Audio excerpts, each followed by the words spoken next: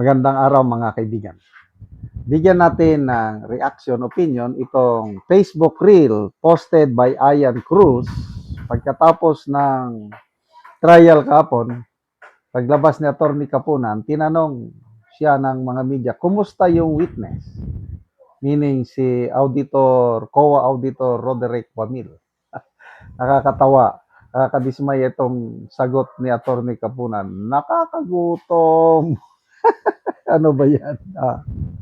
Yan o. So far, testimony ng witness. Nakakagutom.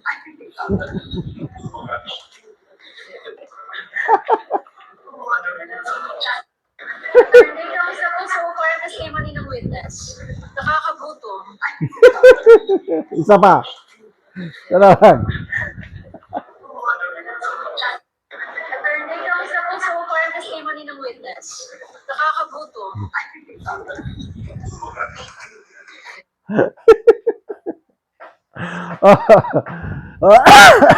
Kita mo, laylay ang ano eh. Laylay ang balikat. Kasi kung maraming nasabi ng witness na pabor sa kanila, talagang kung akong sasagot niya na, so far, so good. Nadali namin. ang nakadali talaga si Atty. Powa. Ang galing ni Atty. Powa. Yung may nabasa akong post na parang kini-question niya, bakit napaka-respetado si Atty. Powa? And even yung mga iba pang defense lawyers, napaka-respectful sila. Compare mo dito sa prosecutors, very aggressive, oh. Tingnan mo si Kapunan, sabi niya, scammer. Yan, si BP Sara, ini-scam tayo, nabudol tayo. Ganon sila ka-aggressive. To a point na pumayag ang impeachment court na burahin sa record ng korte yung ganong mga statement dahil hindi kailangan ng ganong statement. Sino pa? Sina Dilima. Oh, yun. Yung kanyang opening statement, hindi pinayagan ng korte na magpatuloy. Kasi nga, conclusions of fact and law ang sinasabi. Ngayon, dapat trabaho ng mga senator judges. Inuunahan nilang mga judges. Ano pa? Ang dami nilang sinasabi. Very aggressive ang prosecutors. Kabaliktaran naman itong defense. So may nagsasabi na parang it's not working for BP Sara. Dapat tapatan daw nila. Kaya lang in a way, yung post na nabasa ko, baka ito ang talagang strategy nila. And to me, it's a good strategy. Kasi ang taong bayan, mapapansin nila. Hindi kailangang sumigaw sa Atty. Powa. Napaka lumanay, direct to the point ang kanyang tanong. Sinasagot naman nitong COA witness. Wow! Bullseye!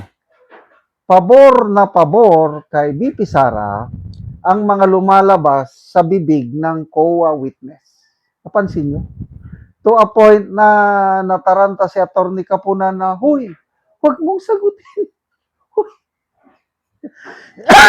Napahuy siya. Huwag mong sagutin. So, nakakagutom. Bakit ka magugutom? Kung hindi ka satisfied yung resulta ng trial. 12 days of trial, may napatunayan na ba? Mayroon na bang direct proof na may nilabag na batas si BP Sara? None yet. Especially kahapon yung joint circular ng COA. Meron bang sinasabi sa joint circular dyan, tanong ni Atty. Powa, na bawal gastusin ang pondo in 11 days? Meron bang bawal? Sabi, wala. Sinasabi nitong sinakapunan na yung 11 days na clear yung ano is statutory crime na daw yun. Paglabag na daw sa batas. Mismo ang circular ng COA, mismo itong COA witness nagsabi na walang nilabag na batas. Si VP Sara, yung nagastos o na-clear niya yung 125 million in 11 days. So, palang talo na sila. Oh, gusto nilang palabasin na ini-scam tayo ni VP Sara nang dahil sa mga Mary Grace Piatos, ang dilim, nakapikit. Normal yun. Ako ang magpapatotoo. Dahil nakaranas ako, o kami, naging commander ako sa ground. Mayroon kaming intelligence fan ang tawag sa amin. Halos parehas lang yan. At ang clearing documents namin, yung binabayaran namin yung mga deep penetration agents namin, gumagamit kami ng Mary Grace Piatos. Dahil very basic yan, proteksyonan namin ang identity ng agent together with his family. Kalakaran yan. Kaya, gusto nilang palabasin kasi na niloloko ni BP Sara yung taong bayan. Confidential funds nga yan eh. Ang gusto nila, malaman ng buong sambayanan sino yung mga nagbibigay ng informasyon. Ganun bang gusto nila? Wala. Kaya, to me, I'm very satisfied. Panalong-panalo pa rin ang defense. Nag-post si Professor Tikia. 300 million na ang nagagastos after 12 days of trial. Wala pa rin napapatunayan. Ibig sabihin, sayang lang ang gastos natin. Pera ng taong bayan. Pero mo yan, 25 million per day ang gastos sa trial na ito na alam naman natin ang resulta. Dahil sigurado, mananalo si VP Sara sa trial na ito, kahit anuman ang gawin nila. So bakit nila ginaganito, pinapatagal? They're hoping na masira nila ang credibility ni VP Sara, but they are totally wrong. Salamat mga kaibigan sa inyong pagsubaybay sa channel nito. Nakakatulong kayo ng malaki sa tribong Kalanding ng Bukidnon dahil ang income natin sa channel na ito is pantulong sa tribo. Namimigay tayo ng libreng yero at pako para makapagpatayo naman sila ng mas maayos na tirahan. Panoorin nyo ang video nito.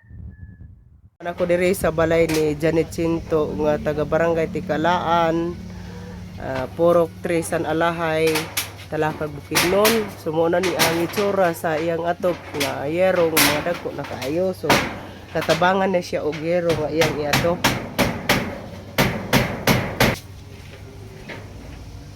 O mao na ni ang yero nga gitabang napulo ka di 8.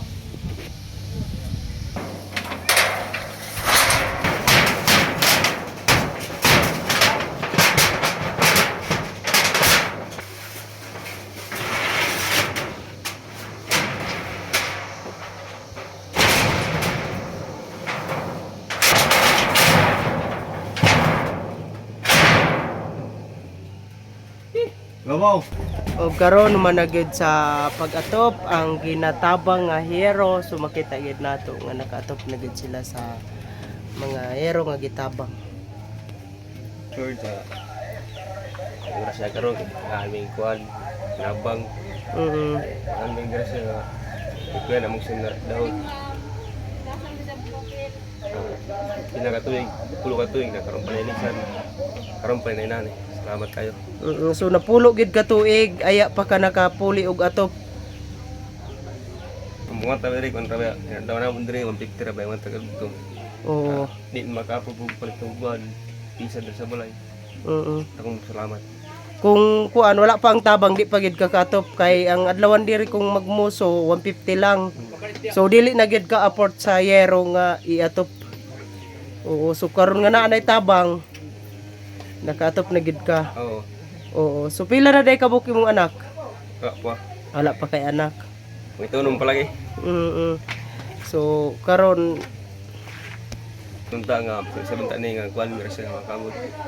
Para man akong bangan na ninyo. So salamat kaayo.